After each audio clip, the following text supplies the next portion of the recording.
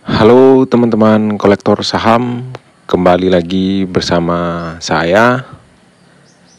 Kali ini hari Senin ya. IHSG lumayan volatile dan Big Bang merata ya, merah semua walaupun tidak dalam. Dalam beberapa waktu terakhir memang menarik. Ada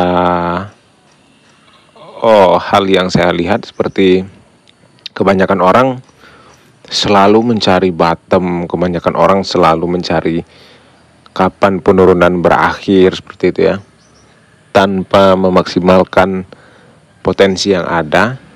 Karena sejauh ini secara kasat mata pun kita sama-sama melihat dari sisi valuasi, dari sisi aset dan keadaan, memang semuanya itu jika dikaitkan dengan krisis 2020 itu sangat berpeluang, karena di sejauh ini tentu perbedaan waktu 5 tahun itu bukan yang sebentar ya. Jadi ada hal yang dianggap terlalu parah padahal tidak separah itu. Kita bahas dari sisi yang kasar-kasar aja ya, kita nggak usah terlalu ke angka-angka yang krusial. Kita secara garis besar dan angka yang kita bulat-bulatkan aja. Yang pertama dari harga dan valuasi. Saat ini valuasi Big Bang itu ada yang mendekati, bahkan ada yang sudah melampaui atau lebih murah dari ketika COVID 2020 ya. Seperti Mandiri saat ini PBV sudah di 1,5 dan per 7 ya. Nanti kalau data ini ada yang salah mohon dikoreksi, karena ini data saya memang compare dengan tidak begitu akurat. Maksudnya semisal BMRI saya ambil di April 2025, lalu perbandingannya di 2020 itu di rata-rata bulan Mei atau seperti itu ya, supaya lebih kentara jomplang perbandingannya begitu. BMRI lebih murah dari sisi BBV dan PER. Yang lain juga hampir mirip-mirip ya.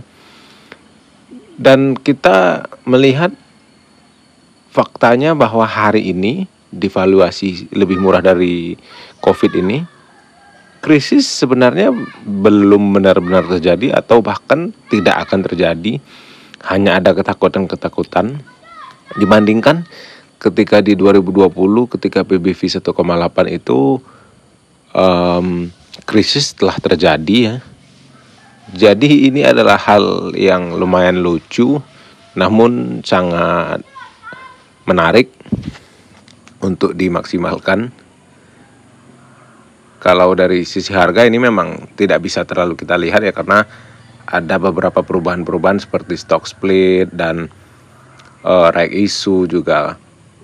Walaupun di sini BMRI ketika 2020 itu 2.300 dan sekarang 4.600, itu juga tidak bisa kita katakan satu beggar gitu ya. Jadi halnya berbeda karena kita menilai lebih luas dari sekedar harga. Karena di 4.600 ini misalnya asetnya sudah sekian, dibandingkan dengan 2.300 itu asetnya jauh lebih sedikit dari hari ini ya. Itu yang saya maksud. Di sini aset yang saya sebutkan dari 2020 total aset BMRI itu di 1.500 T, dan di 2024 ada di 2.400, di mana itu sekitar 57% perbedaannya. Begitupun yang lain, karena secara logika memang dalam 5 tahun waktu 5 tahun itu memang sudah pasti semua halnya sudah berbeda ya, dan sudah pasti bertumbuh. Ini dibuktikan dengan data ini, di mana di 2024 pun ketika gembar-gembornya perlambatan ekonomi memang ya, walaupun ada beberapa data yang memang menguatkan hal itu, namun total aset yang dimiliki sekarang sangat jauh berbeda dengan 2020, dan harga tentu sangat menarik, valuasi sangat menarik. Jadi ya semakin turun lagi mungkin akan lebih semakin menarik ya. Pun terjadi krisis di depan, ya kita harus siap, karena sekali lagi cash yang selalu saya ingatkan untuk teman-teman ya. Lalu pendapatan terhadap aset juga, ROA ya, memang kemampuannya terus seperti biasa, terus bisa dijaga, jadi tidak ada masalah, bahkan ada sedikit peningkatan. Namun di sini bukanlah indikator yang sangat krusial, ini masuk ke profitabilitasnya. Jadi kita mungkin akan berfokus kepada apa yang dimiliki saat ini dibandingkan dengan apa yang dimiliki ketika 2020. Lalu kita compare dengan perubahan harga yang terjadi, valuasi yang terjadi, seperti tingkat kecukupan modal atau CAR ya di perbankan itu selalu bisa dijaga, apalagi seperti Big Bang yang sangat berpengaruh terhadap ekonomi nasional. Lebih besar ini angkanya, itu artinya lebih bagus, dimana ini sudah semakin baik, semakin tahun semakin baik dibandingkan 2020, bahkan rata-rata sudah di atas 25%. Tentu ini hal yang jauh lebih baik sekali lagi jika dibandingkan dengan valuasi yang dihargai ketika 2020 dan hari ini. Tentu ini juga salah satu indikator yang membuat hal ini lebih menarik. Apalagi kita berbicara dengan nasabah ya. Tentu di 2020 dan 2024 tanpa melihat data pun secara logika memang sudah pasti kita meyakini bahwa nasabah yang dimiliki tiap bank semakin banyak tentunya. Seperti data ini di 2020 BCA itu sekitar 20 juta nasabah, di 2024 sudah 2 kali lipatnya. Artinya pertumbuhan sudah 180 derajat perubahannya, 100% ya, satu bagger untuk jumlah nasabah. Tentu ini juga menjadi indikator yang membuat harga saat ini semakin menarik, dan inovasi-inovasi yang dilakukan juga dalam 5 tahun terakhir sangat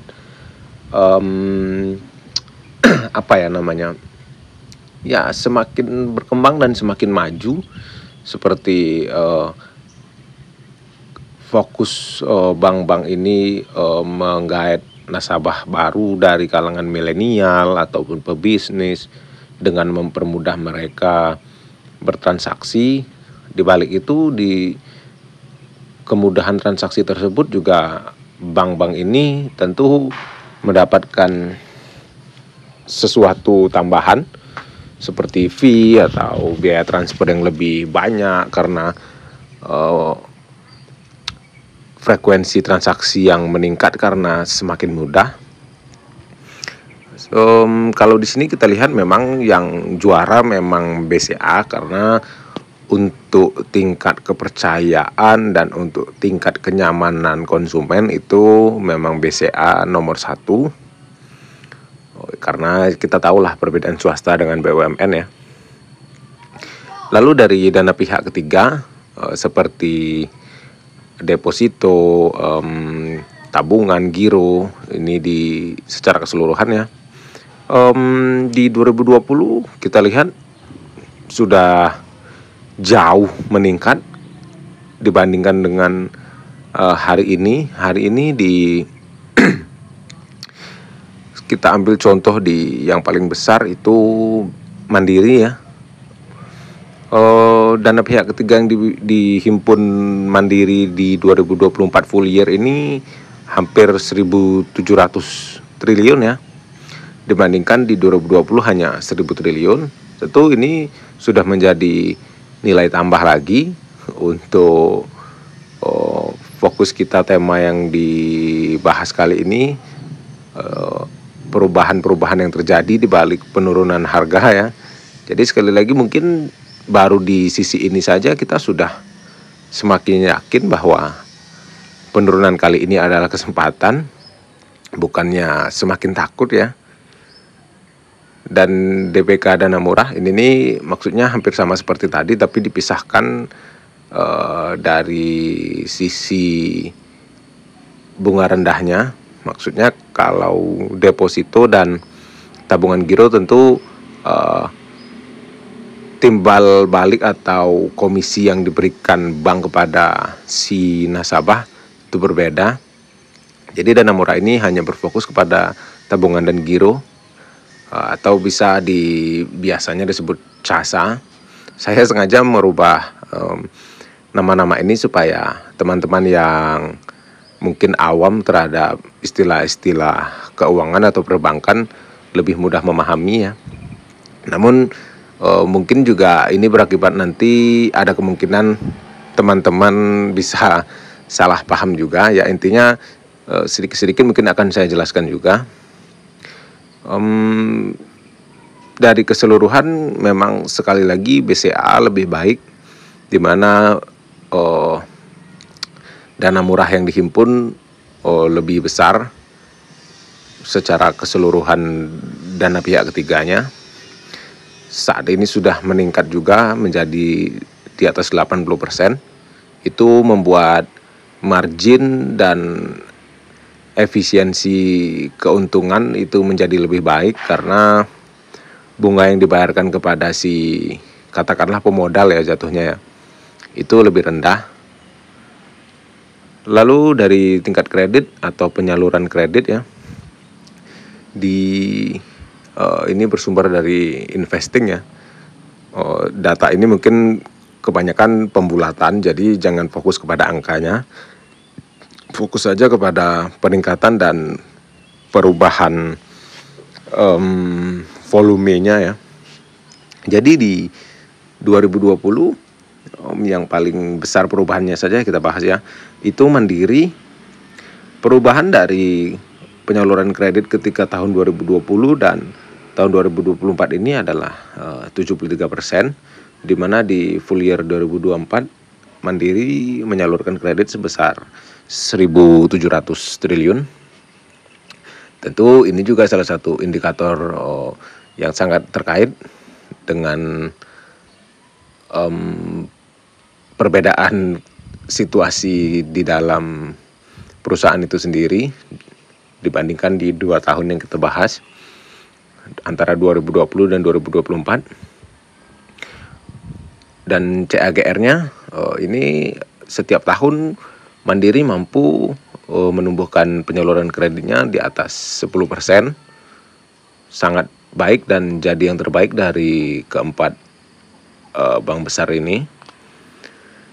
Lalu ada rasio kredit terhadap dana simpanan atau yang disingkat LDR ya, masih mampu dijaga dengan angka yang hampir-hampir mirip. Ini juga sebenarnya tidak terlalu keterkaitan, namun ini masuk ke dalam efisiensi ya.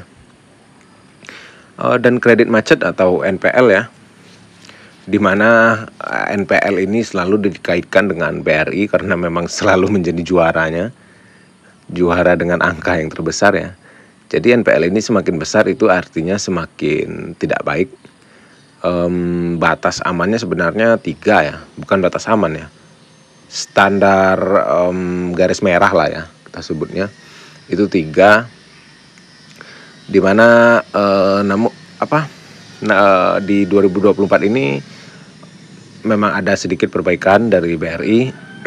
Namun eh, BRI yang terus dikaitkan dengan bayang-bayang NPL ini kita juga memaklumi karena BRI adalah bank yang berfokus di UMKM atau ultramikronya, jadi memiliki resiko lebih tinggi dari sektor lain, di mana kalau dibandingkan dengan BCA dan BNI yang fokus kepada korporasi, memang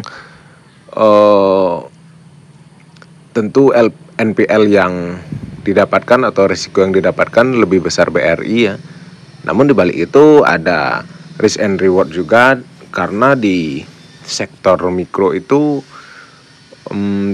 bunga yang didapatkan untuk perbankannya itu lebih baik atau sedikit lebih besar dari sektor korporasi, dan laba bersih yang dihasilkan jika dibandingkan juga tentu sangat berbeda. Dan di sini bahkan ada perbedaan yang sangat menonjol sekali ya. Ini ada BNI di mana ketika tahun 2020 itu hanya mendapatkan laba bersih sekitar 3 triliun, dan di 2024 itu 20 triliun. Namun ini ada lonjakan hebat di sekitar 2022 atau 2023 ya. Memang itu yang membuat angka ini menjadi sangat besar. Namun kalau konstan kita bisa lihat rata-ratanya di CAGR kembali Mandiri menjadi juaranya sebenarnya, karena BNI walaupun 21% CAGR, namun dia ada di 1 atau 2 tahun yang sangat menonjol, jadi membuat CAGR-nya terlihat besar. Namun untuk secara stabil tiap tahun itu memang Mandiri ya, sejalan dengan bertumbuhnya konsisten dari penyaluran kredit yang kita bahas tadi. Tentu adalah hal yang mempengaruhi hal ini. Dan laba bersih rata-rata tiap tahunnya itu BRI menjadi yang paling tinggi di sekitar 44 triliun per tahun, di mana terakhir di 2024 kalau nggak salah itu di atas 60 triliun ya, 60 triliun berapa gitu. Masuk ke dalam ini masih di profitabilitas ya, laba bersih terhadap total pendapatan atau NPM, di mana terkenal Big Bank ini memiliki NPM yang besar-besar di atas 25%. Mungkin ini ada data yang mungkin sedikit rancu, namun saya hanya kembali kita akan hanya membahas perbandingannya saja ya, bukan fokus kepada angkanya, di mana bank-bank ini cukup mampu menjaga kestabilan NPM-nya selalu di angka yang tinggi. Tentu itu adalah hal baik, karena di rentang 5 tahun ini tidak hanya 1-2 saja gejolak yang terjadi, namun mereka ini mampu menjaga kestabilan net profit marginnya. Itu tetap menjadi nilai plus untuk Big Bank. Dan laba bersih terhadap ekuitasnya ya, ROE, sama mampu dijaga. Bahkan di sini BRI mampu meningkat pesat dari yang ketika masa susah di 2020 itu hanya mampu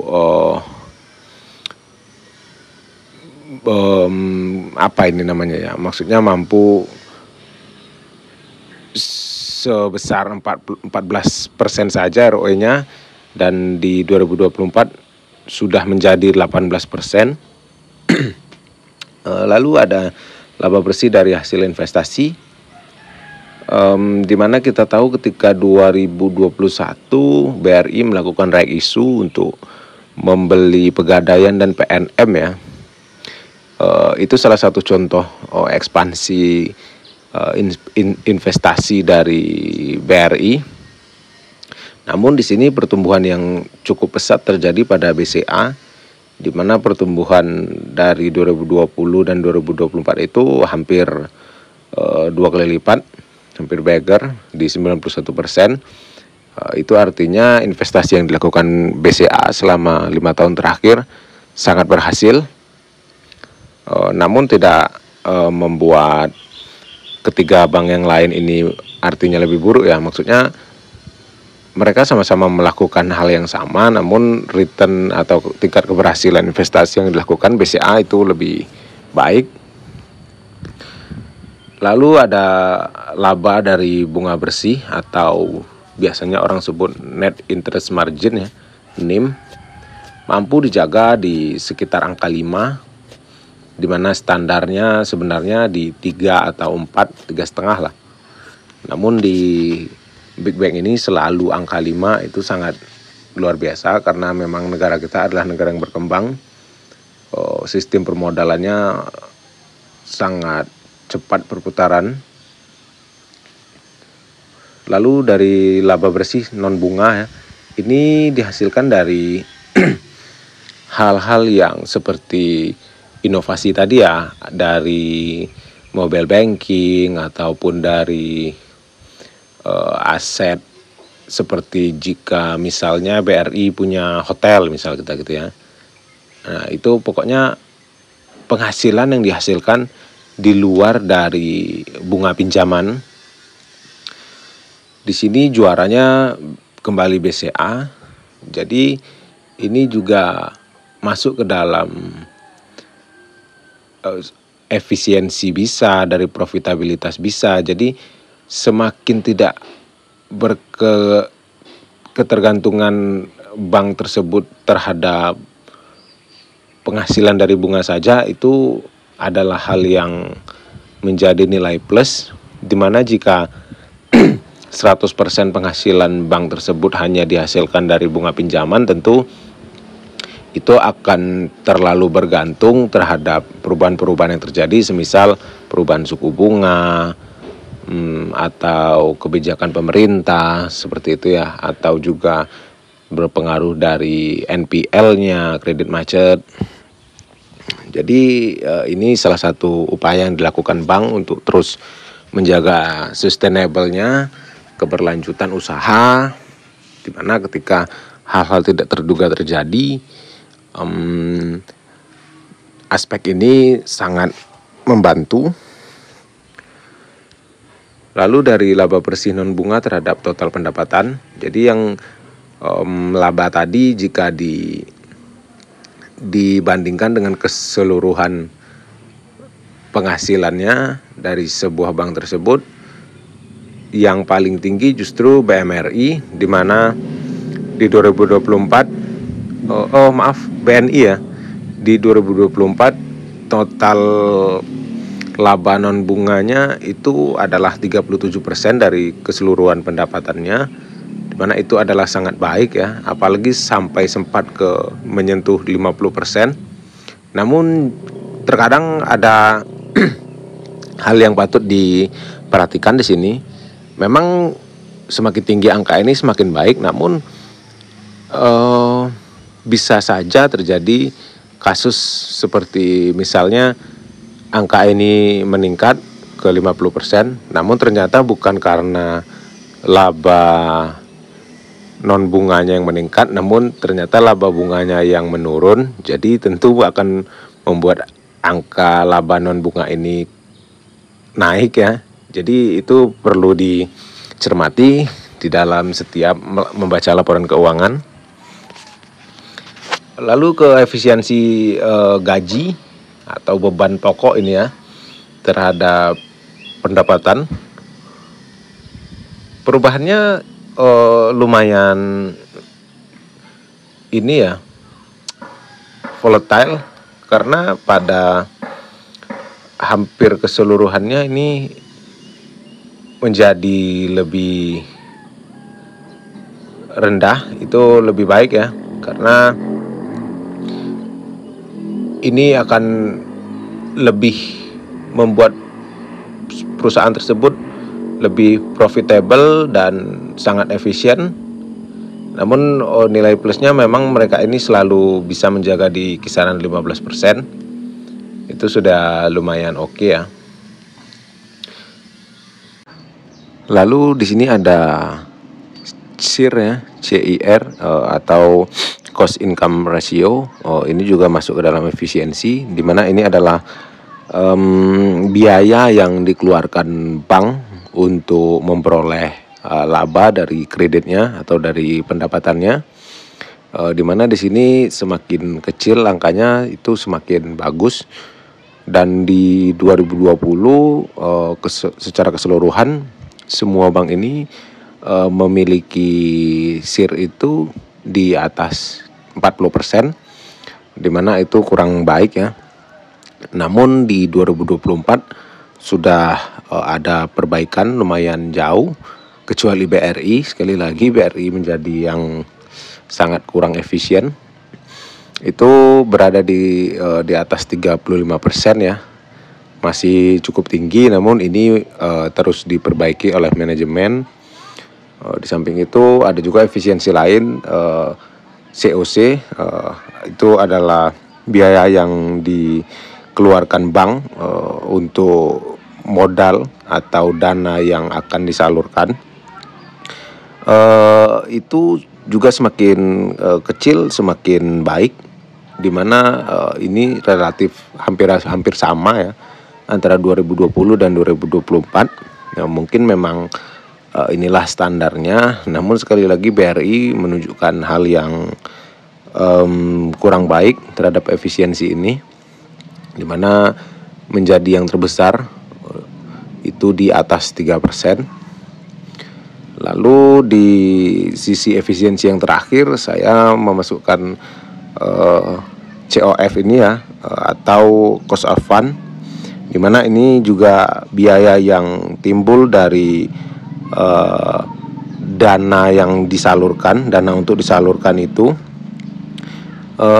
di mana juga ini semakin rendah semakin baik, dan ditunjukkan di data 2024 sudah ada perubahan dari dibandingkan 2020.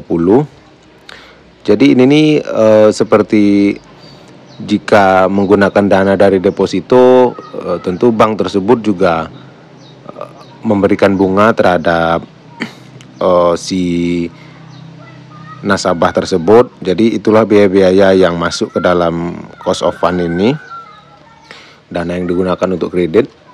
Lalu masuk di sisi sahamnya ya, ini earning per share, keuntungan dikonversikan ke dalam lembar sahamnya, per lembar saham itu meningkat sangat besar ya dibanding 2020, di mana di tahun 2024 EPS bank-bank ini sudah sangat besar-besar, atau bisa kita katakan hampir 2 kali lipatnya, di mana BNI sekali lagi menjadi yang terbesar karena dibantu atau dipengaruhi oleh perubahan yang sangat signifikan pada tahun 2022 ke 2023 kemarin. Namun secara keseluruhan memang mereka ini berada di angka kisaran 70% sampai ke 100% perubahannya dibanding 2020.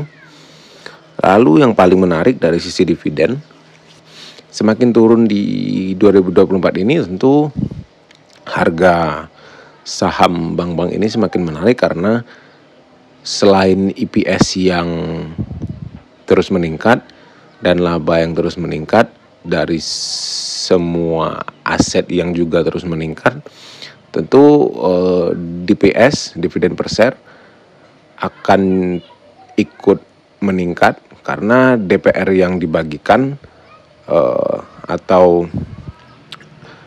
payout ratio yang diberikan kepada investor itu termasuk stabil, bahkan lebih baik dari tahun ke tahun. Ada peningkatan seperti BNI yang setiap tahun lumayan naik DPR-nya. Terakhir di tahun 2024 membagikan di atas 70% kalau nggak salah ya, dimana di tahun-tahun biasanya BNI hanya membagikan 40%, dan BRI stabil di 60, maksudnya di 80 sampai 85%, di mana terakhir yang paling viral kemarin itu BMRI ya. Saya waktu itu dapat harga di 4.400 ketika anjlok. Prediksi saya memang DPR yang dibagikan tetap 60%, dengan artian DPS-nya menjadi 360 per saham. Namun ternyata setelah RUPS DPR yang dibagikan menjadi 78%, di mana itu adalah per lembarnya Rp466, menjadikan dividen terbesar dari Bank BUMN di 2024 secara yield dan jumlah dividen per share-nya.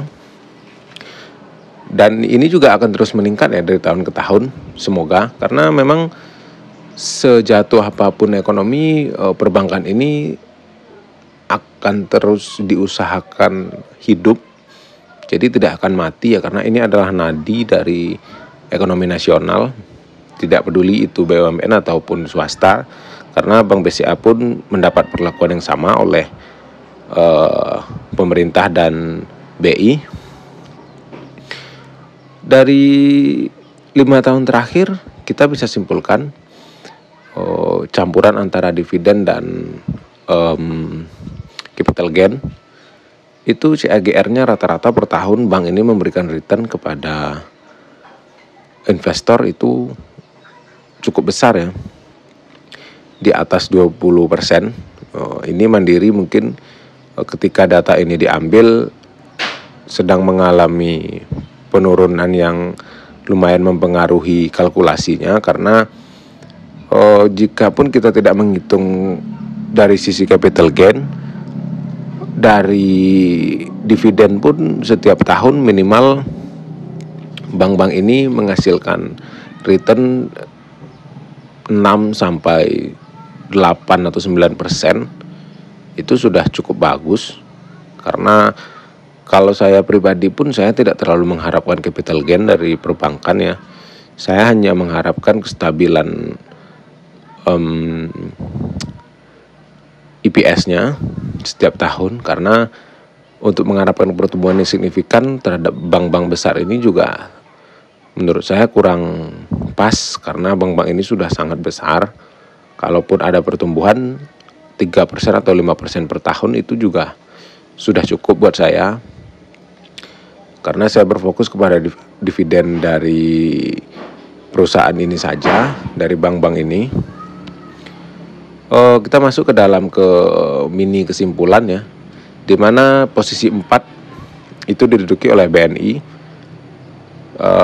Kita beri tag BNI adalah pilihan yang beresiko tapi potensial, dengan alasan potensi turnaround-nya sangat besar atau yang paling besar, dan valuasi juga yang termurah, karena kita tahu Big Bang di BNI ini selalu dihargai bahkan di bawah 1 ya, 1,2 paling tinggi, nggak pernah yang di atas 2 BNI. Jadi nilai plusnya ada valuasi dan laba bersih melonjak dari 2020 ke 2024 secara keseluruhan, tadi kita lihat sampai ratusan persen.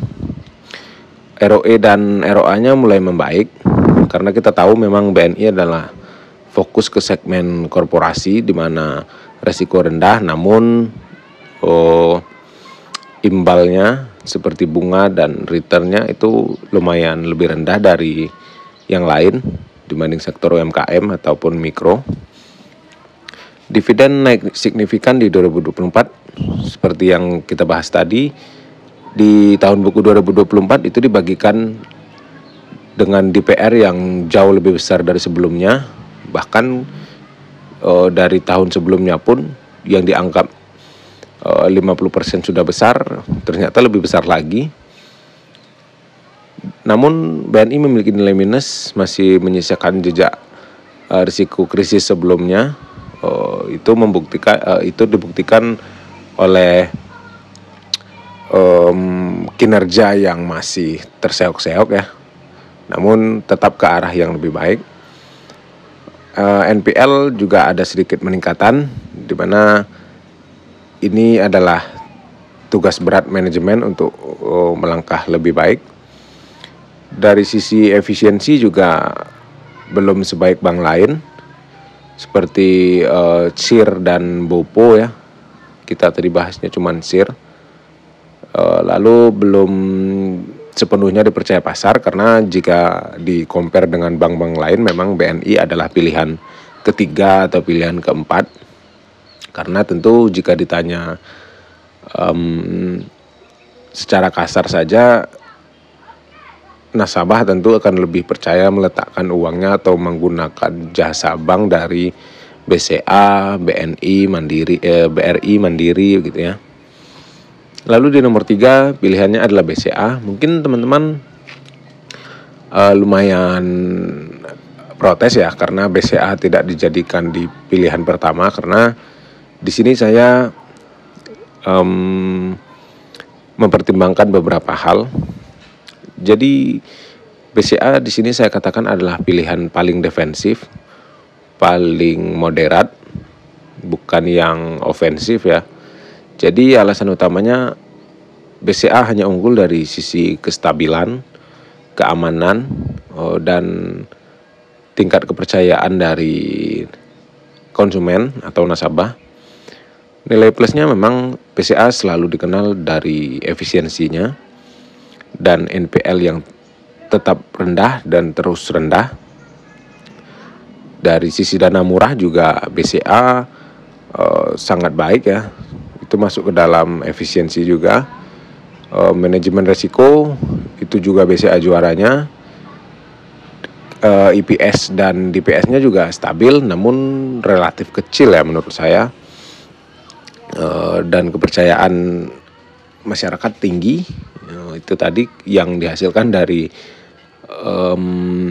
kinerja karyawan-karyawan BCA itu hampir seluruhnya mendapatkan nilai plus dari konsumen.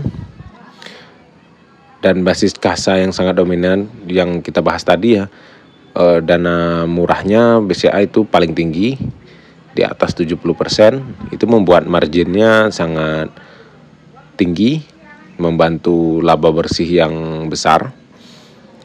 Namun nilai minusnya itu adalah selalu dihargai dengan premium BCA, karena memang dianggap bank yang paling stabil.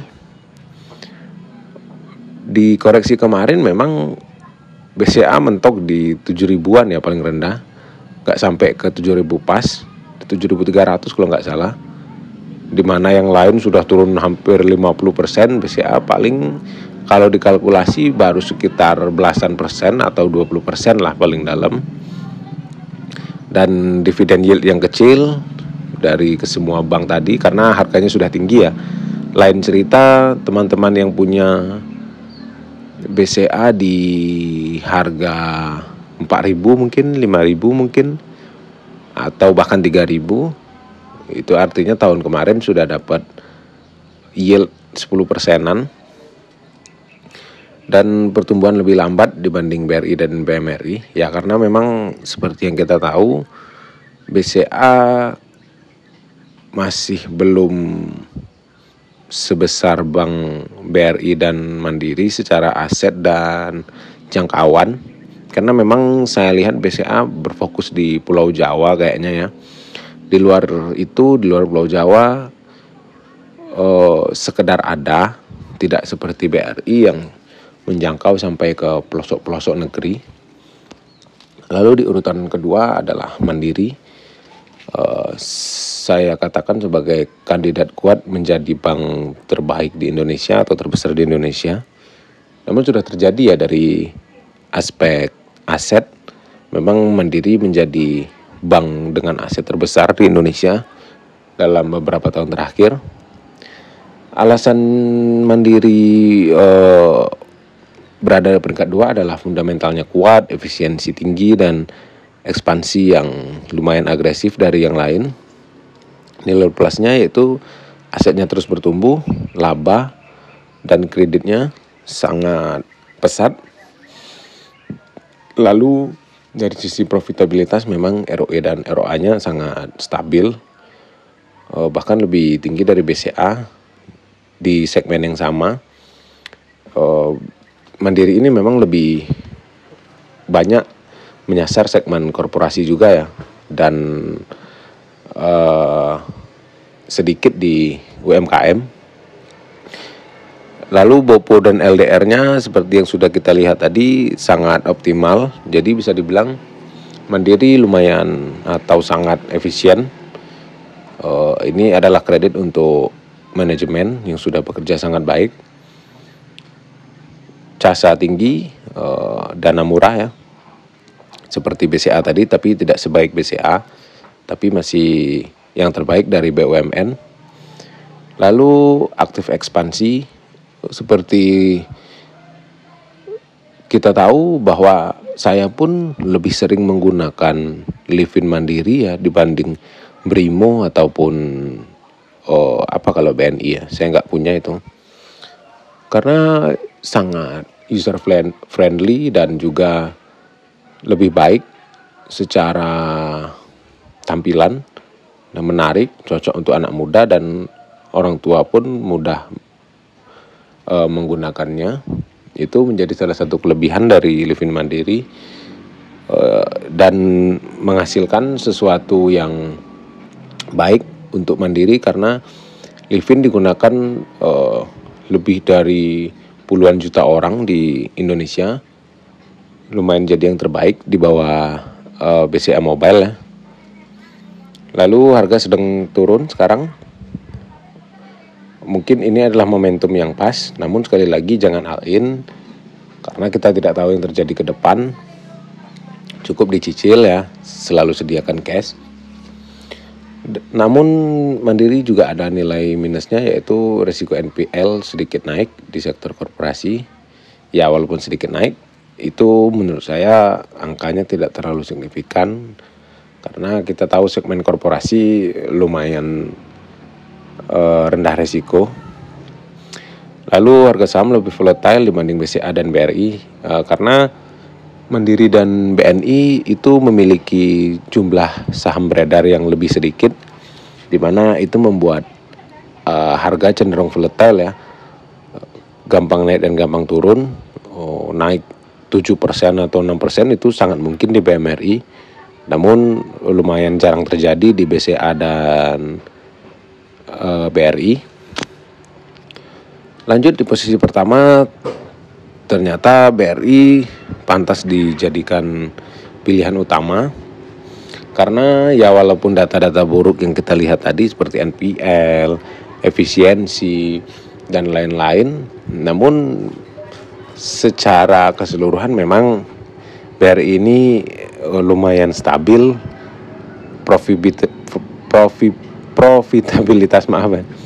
profitabilitas yang tinggi karena memang menyasar segmen ultra mikro, di mana walaupun beresiko namun imbal hasilnya lebih menarik dibanding segmen lain. Dan dividen menarik ya, dari sisi PAI rasionya saja memang paling besar ya, 80-85%. Itu membuat dividennya terus besar dari tahun ke tahun dan memiliki basis segmen di mikro yang paling kuat karena memang BRI sudah sangat menguasai pasar mikro. Kredit mikro memang terkenal dengan BRI saja ya, yang lain memang kalau orang-orang bilang memang sedikit susah mendapat pinjaman dari bank lain, terkhusus untuk warga biasa ya. Nilai plusnya yaitu laba bersih selalu tumbuh. Sekali tumbuh itu sangat signifikan ya. Dan secara keseluruhan kalau ditarik tahunan memang cukup konsisten. Walaupun ada volatile dari naik turunnya di setiap kuartal, namun secara tahunan BRI lumayan konsisten terus tumbuh. Dividen tinggi, ROE dan ROA-nya tinggi, karena ya itu tadi ya, marginnya menjadi besar karena bunga yang didapatkan BRI di segmen mikro itu lebih besar dari segmen lain. Lalu penyaluran kredit paling luas ya karena kita tahu BRI menjangkau setiap pelosok, dan pendanaan murahnya juga stabil, namun akhir-akhir ini memang mengalami penurunan ya karena tingkat kepercayaan masyarakat terhadap BRI itu lumayan menurun. NIM-nya tinggi ya, hampir semuanya big bank ini NIM-nya tinggi ya. Dan juga saat ini sedang koreksi, kesempatan untuk menambah posisi, menambah lembar saham.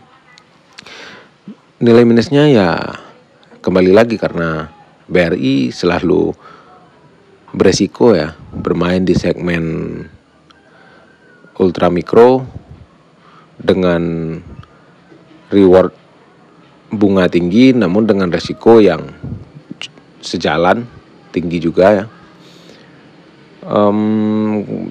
Di sisi lain memang segmen ultra mikro sangat sensitif terhadap perubahan, terutama ketika krisis. Tentu NPL BRI sangat terpengaruh ya, karena kredit macet sudah bisa dipastikan meningkat ketika ekonomi tidak baik-baik saja.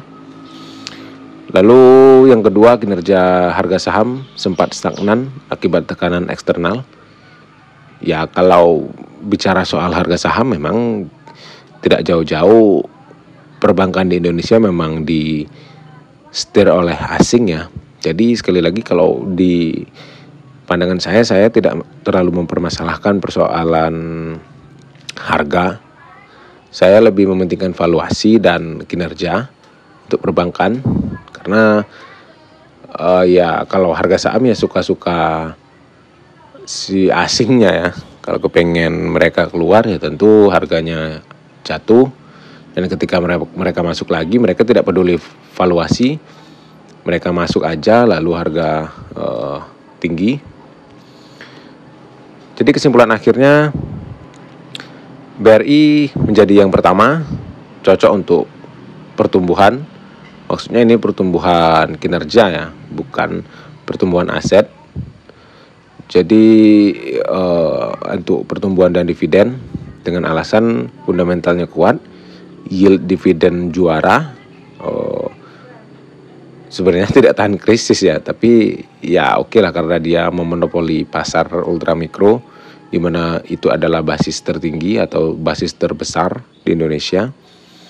Lalu yang kedua ada Mandiri, growth dan momentum. Maksudnya harga saat ini dan valuasi saat ini adalah kesempatan, jarang terjadi karena di COVID pun valuasi Mandiri itu hanya sampai di 1,8 kali PBV, dan di saat ini sudah 1,5 kali ya.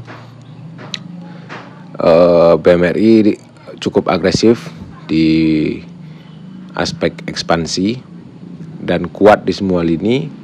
Valuasi mulai menarik ya, karena memang Mandiri ini sewajarnya atau biasanya memang dihargai di atas 2 kali PBV ya.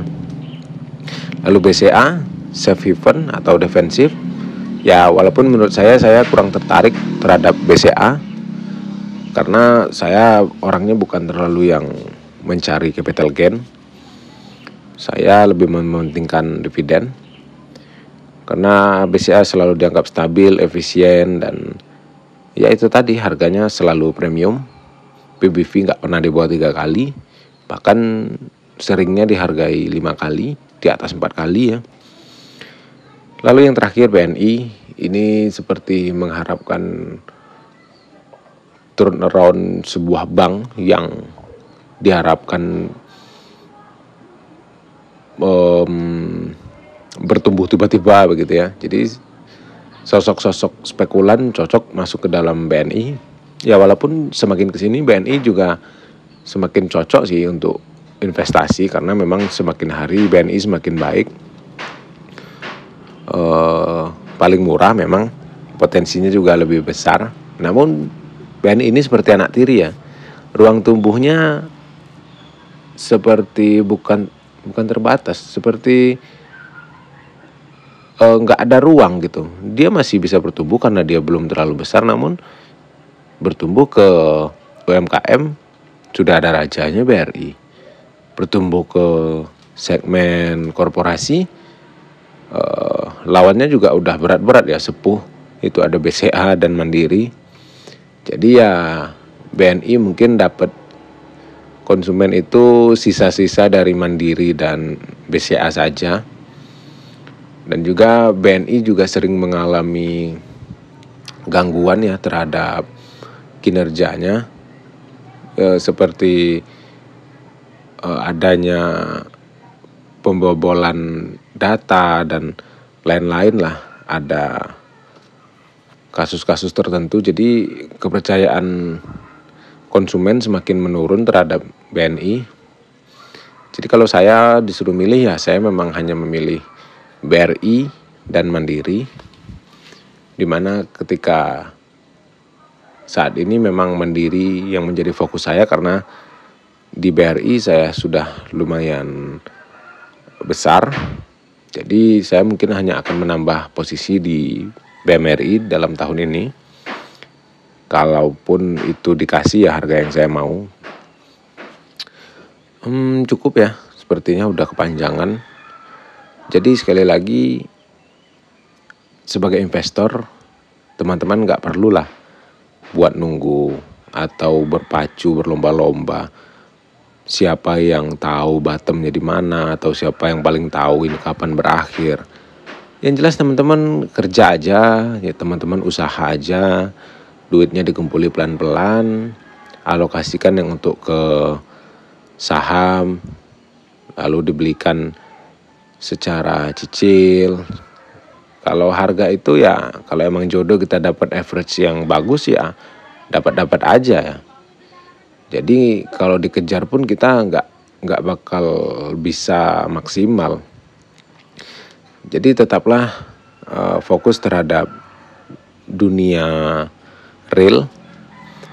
Hasilnya ditabung sebagian ke saham. Cara seperti itu akan lebih maksimal dan tidak mengganggu kehidupan teman-teman. Semoga bertemu di video selanjutnya. Terima kasih sudah menonton. Sampai jumpa.